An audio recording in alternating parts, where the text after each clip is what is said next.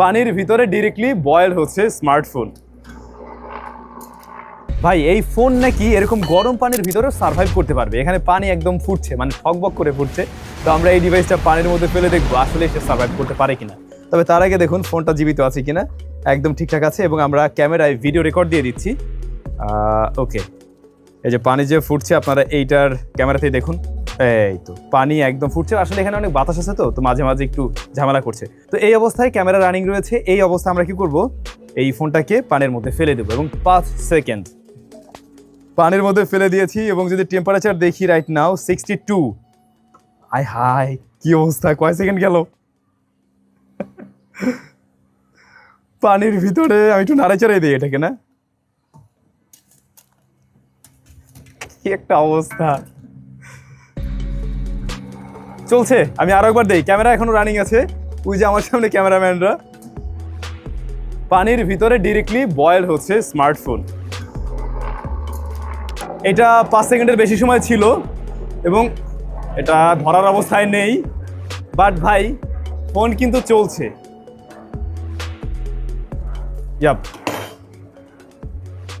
একদম perfectly working. কাছে এসে দেখাও তো ফোনটা কেমনভাবে চলছে। ইয়েস, ইভেন ক্যামেরা ট্যামেরা সব কিছু রানিং আছে। আর এদিকে যেটা আমরা বুঝতে পারলাম যে এরকম বয়েলড ওয়াটারেও আসলে এটা সার্ভাইভ করতে পারবে আর কি।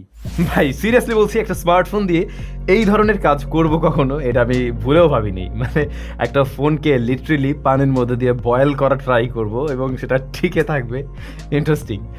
আপনাদের বোধহয় খেয়াল আছে, অনারের এই সিরিজেরই আরেকটা ডিভাইসের উপর দিয়ে আমি গাড়ি উঠিয়ে দিয়েছিলাম, অনার X9B।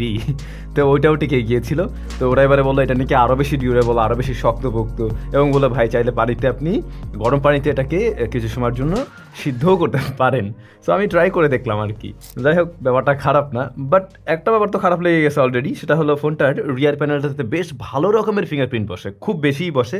আপনার এত সুন্দর ফোনটা খুব সহজেই জাস্ট আপনি 5-7 মিনিট হাতে ধরলেই দেখবেন যে এটা একদম নোংরা হয়ে গেছে, যে জিনিসটা ভালো লাগবে না। কেস ব্যবহার করুন, অন্যথায় আপনার ফোনটা একদম ডার্টি একটা ভাইব নিয়ে আসবে। বাট ফোনটা হাতে ধরে খুব কমফোর্টেবল একটা ফিল পাওয়া যায়, কারণ বোথ সাইড কার্ভ, অর্থাৎ ডিসপ্লেটাও কার্ভ প্যানেল, অন্যদিকে রিয়ার প্যানেল থেকেও হালকা কার্ভ করে দেওয়া হয়েছে, যে কারণে আপনি এক হাতে নিয়েও বেশ ভালো একটা ফিল পাবেন। আপনি অলমোস্ট অনার X9B এর মতোই একটা ফিল পাচ্ছেন এখানে। আসলে প্রয়োজনীয় পোর্টস অ্যান্ড বাটন সব কিছু আছে, 3.5 মিলিমিটার হেডফোন জ্যাকটা বাদে। আর ফিঙ্গারপ্রিন্ট স্ক্যানারটা আমার কাছে একটু নিচ দিকে লাগছে। এখনকার দিনের ম্যাক্সিমাম স্মার্টফোনে এই ব্যাপারটা খেয়াল করছি, ওরা বেশ কিছু নিচ দিকে দিয়ে দেয় আর কি।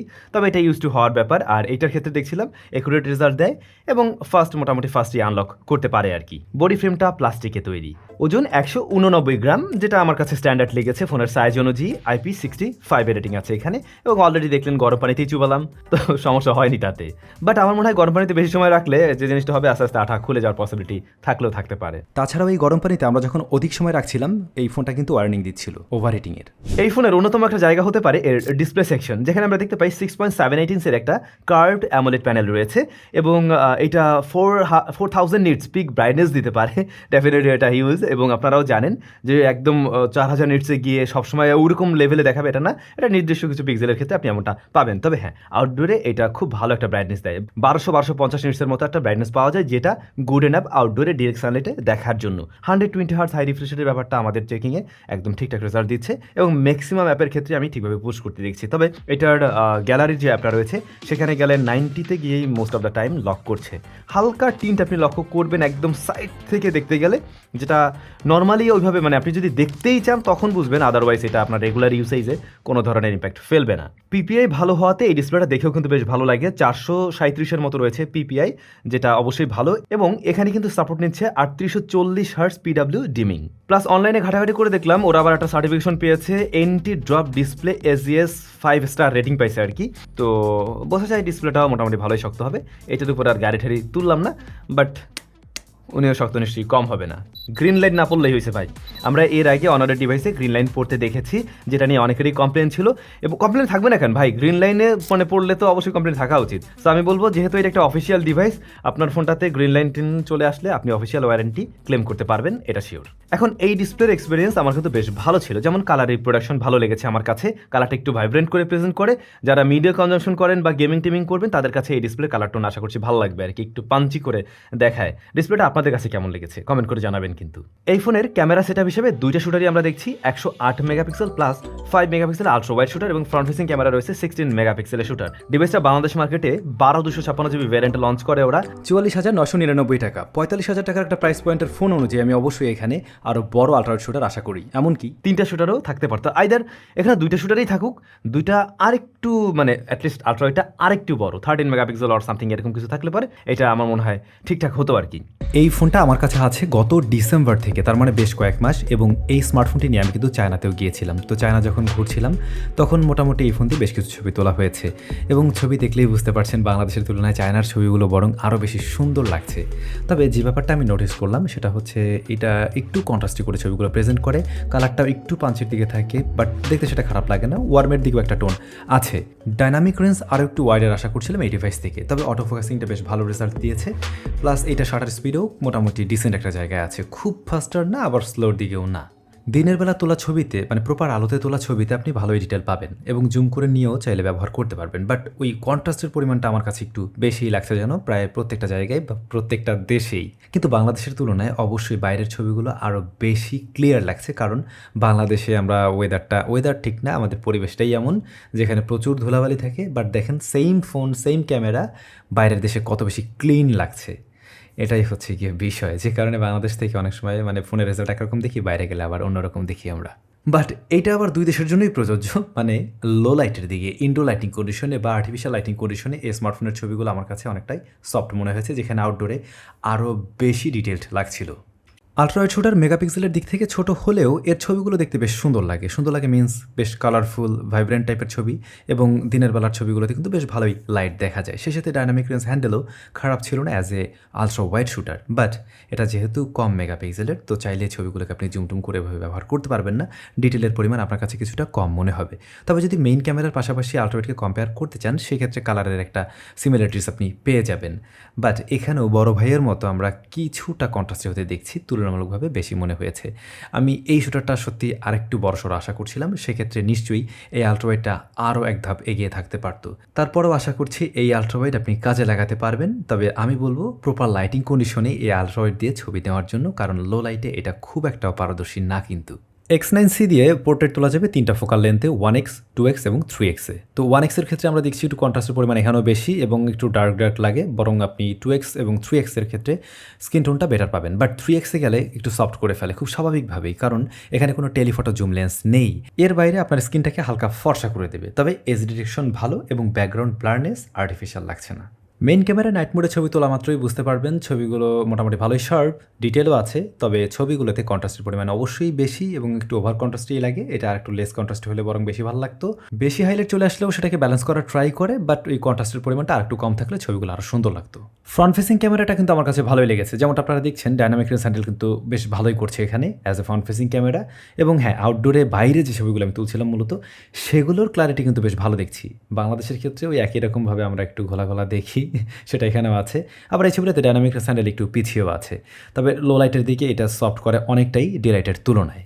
আর এদিকে ভিডিওর ক্ষেত্রে আপনি স্মার্টফোন দিয়ে সর্বোচ্চ রেকর্ড করতে পারবেন 4K 30 FPS-এ, 4K ক্ষেত্রে 60 FPS-টা নাই, বাট আপনি 1080p-তে গেলে 60 FPS-এ রেকর্ড করতে পারবেন। 4K ভিডিওতে স্ট্যাবিলিটিরও অভাব বোধ করবেন অবশ্যই, তবে স্ট্যাবলভাবে শ্যুট করতে পারলে কিন্তু এর ভিডিও ফুটেজ কাজে লাগাতে পারবেন। আমি হেঁটে শ্যুট করে দেখছিলাম, তবে সেগুলো একটু শেখি মনে হয়েছে, আর একটু জিটারিং এখানে আছে, যেটা আর একটু কম থাকলে ভালো হতো। সো ক্যামেরা নিয়ে মন্তব্য হলো, as a official device main ক্যামেরায় ভালো পারফর্ম করছে, ঠিক আছে, কিন্তু আলট্রাওয়াইডটা আমরা আরেকটু বড়সড় আশা করছিলাম, যেটা থাকলে এরকম প্রাইস পয়েন্টে আমাদের কমপ্লেন করার মতো বোধহয় সুযোগ থাকতো না ক্যামেরা সেকশনে। ফোনটার অপারেটিং সিস্টেমে রয়েছে magic OS 8 based on Android 14। আপডেটের ব্যাপারটা ক্লিয়ার না, তবে অনরের ডিভাইস অনুযায়ী বা এদের যে প্রিভিয়াস মডেলগুলো ছিল সেই হিসাবে বলা যায় অ্যাটলিস্ট দুইটা মেজর আপডেট পাওয়া উচিত এই ডিভাইসটাতে। আর এটাতে প্রসেসর হিসাবে রয়েছে কোয়ালকম স্ন্যাপড্রাগন 6 Gen 1, যা আমরা X9B-তেও বোধহয় পেয়েছিলাম। তবে বাংলাদেশ মার্কেটে 12 জিবি র্যামের সাথে 256 জিবি স্টোরেজ ভ্যারিয়েন্টে পাচ্ছেন। এখন এইটার যদি আরেকটা ছোটো ভ্যারিয়েন্ট থাকতো যেটা 8 জিবি, যেটার দাম আরও কিছুটা কম হইতো, তাহলে বোধহয় কিছু সংখ্যক মানুষের জন্য সুবিধা হতো। অনেকেরই আছে যাদের অনেক বেশি র্যামের প্রয়োজন হয়তো পড়ে না, মানে যারা মাল্টিটাস্কিংয়ের কাজ কম করেন তাদের কাছে আসলে 8 GB RAM good enough. 8 GB RAM দিয়ে যথেষ্ট ভালোভাবেও হ্যান্ডেল করা যায় একটা ফোনকে। তো বরং ওরকম কিছু একটা থাকলে আমরা আরেকটু কম দামে কিনতে পারতাম, যেটা 40,000-এর নিচে থাকতো এবং সুন্দর একটা একটা ডিল হতে পারতো। পার্সোনালি আমার কাছে অনারের যে ইউআইটা এটা বেশ ভালোই মনে হয় এবং বেশ ইউজার ফ্রেন্ডলি, যেখানে প্রয়োজনীয় সমস্ত ফিচারগুলো রয়েছে, আবার অন্যদিকে খুব বেশি ভারী না, বাগ হাতি ঘোড়ার দেখাও আমরা একটু কমেই পাই। এই ফোনটা ডে টু ডে লাইফে খুব ভালো পারফর্ম করেছে, যেখানে আমরা খুব বেশি হিট জেনারেট করতে দেখিনি, যখন কিনা আমরা অ্যাট এ টাইমও বেশ কিছু অ্যাপ্লিকেশন নিয়ে কাজ করছিলাম, বা ভারী অ্যাপ্লিকেশনগুলোতেও কোনো ধরনের সমস্যা তৈরি করেনি। এবং এর যে 12 জিবি র্যাম রয়েছে, যেটা অনেকগুলো অ্যাপকে খুব ভালোভাবে সামলাতে পারে। র্যাম ম্যানেজমেন্ট খুব আহামরি মানে না হলেও আপনি দেখবেন যে ভালো রেজাল্ট পাচ্ছেন এই বড় র্যামটার কারণে। স্ন্যাপড্রাগন 6 Gen 1 এই প্রসেসরটা কিন্তু খুব আহামরি লেভেলের ব্যাটারি বার্ন করে না, এটা 4nm এর একটি এসওসি। এমনকি আমরা লং টাইম ব্যবহার করে দেখেছি, যেখানে ভারী অ্যাপ্লিকেশনগুলো ব্যবহার করা হচ্ছিল কিংবা গেমিংও করা হচ্ছিল, খুব বেশি গরমও হয় না এবং ব্যাটারিও কম বার্ন করে। বাট পারফরমেন্স যে একদম উড়োদুরা দিতে পারছে এমনটাও না, কারণ এই প্রসেসরের তো একটা লিমিটেশনস আছে, আর এটা ওই লেভেলের প্রসেসর না যেটা 44,000 টাকায় দিচ্ছে আর কি। এখন এই 44,000 টাকায় আপনি যদি গেমিংয়ের জন্য ডেডিকেটেড কোনো একটা ডিভাইস কিনতে চান, তাহলে এটা কিন্তু আপনার জন্য ভালো ডিল হচ্ছে না। আপনি এর থেকে একটা ওই মানে সময় কাটানোর মতো আমি বলবো এরকম রেজাল্ট পেতে পারেন, বা শখের গেমার সেক্ষেত্রে আপনাকে হয়তো সন্তুষ্ট করবে।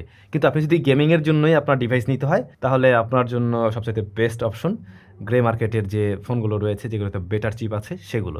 কিন্তু সেগুলো কেনার জন্য আমি কাউকে সাজেশন দিচ্ছি না, কম্প্যারিজনে আসলে ওইটা হয় আর কি, আপনি বুঝতে পারছেন। সো এইটা দিয়ে আমরা টুকটাক গেমিং করে দেখছিলাম, যেমন পাবজির ক্ষেত্রে আমরা দেখলাম হ্যাঁ ফার্স্টের দিকে ভালো রেজাল্ট দেয়, তবে যদি একটু লোয়ার সেটিংসে নিয়ে খেলেন, সর্বোচ্চ সেটিংসে না খেলে লোয়ার সেটিংসে ম্যাক্সে না খেলে, তখন এটা মোটামুটি একটা ভালো আউটপুট দিচ্ছে লং টার্মে গিয়েও। এছাড়া মাঝে মাঝে একটু চপিনেস পেয়েছি হাইয়েস্ট সেটিংসে। অন্যদিকে আমরা যখন এটাতে আবার গেনশন ইম্প্যাক্টও ট্রাই করছিলাম, ওই গেম খেলতে গিয়ে দেখলাম এই ফোনটাকে ভালোই নাকানে চুবানি দিচ্ছে আর কি। আপনি বুঝতে পারবেন যে ফোনটার উপরে বেশ ভালো রকমের প্রেশার দিচ্ছে। হ্যাঁ একেবারে লোয়ার সেটিংসে আপনি প্লেয়াবল রেজাল্ট পাবেন, তবে আমার মনে হয় না গেনশনের জন্য এই ফোনটাকে রিকমেন্ড করা যায়। বাট সিওডি অ্যাশপালস 9 এই গেমগুলো কিন্তু একেবারে ডিসেন্ট একটা রেজাল্ট দিচ্ছে এই ডিভাইসে, বেশ স্মুথ রেজাল্ট দিচ্ছে, বিকজ অফ ওই গেমগুলো এমনিতে অনেক বেশি অপটিমাইজড। সো বিষয় ওটাই দাঁড়ায়, এই ফোনটা থেকে রেগুলার পারফরমেন্স ভালো পাবেন, আপনি সময় কাটানোর মতো বা শখের গেমার হয়ে থাকলে আপনাকে মোটামুটি সন্তুষ্ট করতে পারবে, কিন্তু একদম ডেডিকেটেড গেমিংয়ের জন্য এই ডিভাইসটা আপনার জন্য হচ্ছে না। সে যাই হোক না কেন ভাই, ব্যাটারি আপনাকে সন্তুষ্ট করবেই, কারণ এই পাতলা ডিভাইসটার মাঝে 6600 mAh এর ব্যাটারি আছে, বিশাল বড় ব্যাটারি, 66 ওয়াটের চার্জার আছে এর সাথে, আর ফুল চার্জ করতে 1 ঘন্টা 10 মিনিটের মতো আমাদের সময় লেগেছে এই ফোনকে। চার্জারটা আর একটু বড় হতে পারতো ব্যাটারির সাইজ অনুযায়ী। এখন ব্যাকআপ আপনি খুব ভালো পাবেন, 9 ঘন্টার মতো এসওটি পেয়েছি আমরা এখানে, মোটামুটি তাতে একটু হেভি ইউজেস ছিল। এই ফোনটা নিয়ে আমি ইভেন চায়নাতেও গিয়েছিলাম, ফোনটা তখনও রেগুলার ব্যবহার করা হয়েছে, এমনকি এইটাকে আমি হটস্পট হিসেবে মানে পোর্টেবল রাউটার হিসেবে ব্যবহার করছিলাম। তো তাতে করেও দেখছিলাম রাউটার হিসেবে ব্যবহার করলে এটা মোটামুটি হিট জেনারেট করে তখন, বাট ভালো একটা ব্যাটারি ব্যাকআপ পাওয়া যায় তখনও। আপনি একদিন প্লাস টাইম খুব সহজে ব্যবহার করতে পারবেন এই ডিভাইস, এরকম একদম নির্দ্বিধায় বলাই যায়। স্পিকার কোয়ালিটি ভালো, স্টেরিও স্পিকার পাবেন, এবং সাউন্ড কোয়ালিটি নিয়ে বলতে গেলে ক্ল্যারিটি ভালো ছিল। ফুল ভলিউমে আমার ডিভাইস থেকে আমি কোনো ধরনের ডিসটরশন আসলে পাইনি। হ্যাপটিক ফিডব্যাক বা ভাইব্রেশন মোটরটা এটা অ্যারাউন্ড 40K প্রাইস পয়েন্ট অনুযায়ী ওকে আছে এরকম আর কি। আর একটা জিনিস দেখলাম ব্লুটুথ 5.1 রয়েছে এটাতে, এইটা আরও লেটেস্ট থাকা উচিত ছিল, এই জায়গায় তো পিছিয়ে আছে। তো এই ছিল honour X9C। Honour X9C X9B এর তুলনায় অনেক ইমপ্রুভমেন্ট নিয়ে আসছে এমন না, হ্যাঁ কিছু কিছু জায়গায় আমরা নতুনত্ব দেখছি। এখন X9C এর ক্ষেত্রে আমার মনে হয়েছে দামটা আসলে অনেকটা বেশি হয়ে গেছে, এর দাম অবশ্যই আরও কিছুটা কম হওয়া উচিত ছিল, অথবা যে জায়গাগুলো ইমপ্রুভমেন্টের দরকার ছিল সেগুলো তো আমি বললামই। যেমন ওরা 5 মেগাপিক্সেলের জায়গায় আর একটু বড় সড়ো একটা আল্ট্রাওয়াইড দিতে পারতো, আর এসওসিতে এসে হ্যাঁ আর একটু বেটার কিছু দিলে আমরা দুই ধরনের কাস্টমারকে টার্গেট করতে দেখতাম। সেক্ষেত্রে গেমার টেমার যারা রয়েছেন তাদেরকেও খুব সহজে টার্গেট করা যেত অ্যাজ এ অফিসিয়াল ডিভাইস। আপনাদের কি মতামত এই ফোন সম্বন্ধে? কে অলরেডি ব্যবহার করছেন, কারা কিনছেন, কমেন্ট করে জানাবেন। দেখা হচ্ছে স্যামসাংয়ের নতুন ভিডিওতে। Till then take care.